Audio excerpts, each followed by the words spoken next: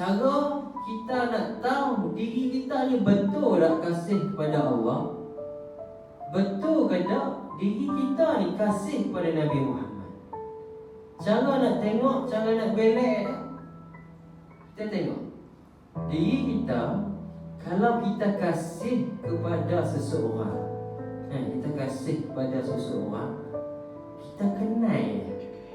Kita kenal dia, umur dia berapa, masa kecil ke mana, mandi sungai Lanjang Bogel. Kan? Kita dulu kecil-kecil Lanjang Bogel lah ni. Ada orang budak kat keluar. Lah ni buah boleh. Buah main motor lah. Masa dia buah macam-macam bengel atau macam. Dah lagi lah zaman tu. Sebelum nak buku zaman tradisional dah nak. Nak tahu kasih kita ni seseorang, kita kenal dia sejarah hidup dia. Besok naik motor, hujung motor kepala tunggik kaki belakang, dia berguling dah balik sebelum sampai masjid, terpacak dia pagar masjid.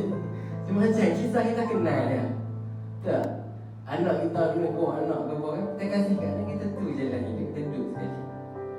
Diri dia ke mana, tu tak nak kita kasih tak? Trend dilan nak nak teriak. Sebab apa? Kita kenal dia. Kita kenal dia dari betul-betul kecil-kecil. Diri dia kita kenal. Kita kenal dia. Bini dia kita pun kita kenal dia. Bini aku ni duduk mana dulu, dulu ke mana, nikah apa, bini aku sekian-sekian. Kita kenal sebiji kat dia. Kita kasih lah. Ni kami kita kasih. Tak tahu diri kita kasih tak kot. Jadi nak tengok diri kita ni kasih kepada Allah ke tak? Tengok diri kita tak kenal Allah tu darah mana. Nak tahu diri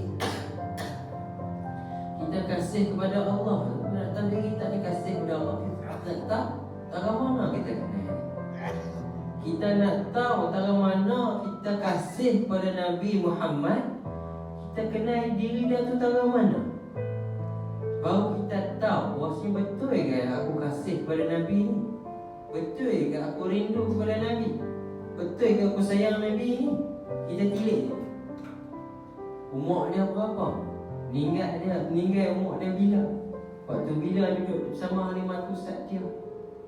Waktu dia beranak, waktu bila waktu berapa bulan Abdullah bapak dia tu duduk ni, duduk dagang. Waktu dalam perut ada lah orang duduk berjuang nak pokok Yahudi duduk cari, pokok Yahudi duduk cari Nabi nak bunuh pada. Tu je Nabi ikut. Waktu bila Nabi duduk keluar bercahaya ni macam matahari keluar, bulan duduk keluar dekat bulan, dekat bumi bercahaya. Nabi beranak di mana? Bila kita tahu kisah Nabi dari kecil, start daripada dia lahir, daripada lahir dia punya ujian nak pergi berdakwah, orang paling batu kat Nabi.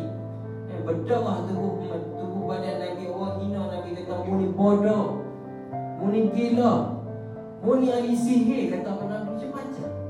Nabi berjalan seluruh orang budak paling batu. Kisah kisah dia kalau kita kenal betul-betul, kita kenal sebiji kisah. Kita tahu tanda kata kasih, baru main kasih. Macam tu juga kita nak kasih kat anak kita, kita kenal. Macam tu juga kita kasih kat bini kita, kenal. Macam tu juga makna kasih kita lelaki, kenal tu lelaki dia tu mana. Kita kenal dia sebiji. Baru betul diri kita ni kasih sayang pada Nabi Muhammad. Kalau tak, makna kata mulut kita sahaja, makna kata kita hanya dusta dan kita kasih kepada Nabi Muhammad SAW.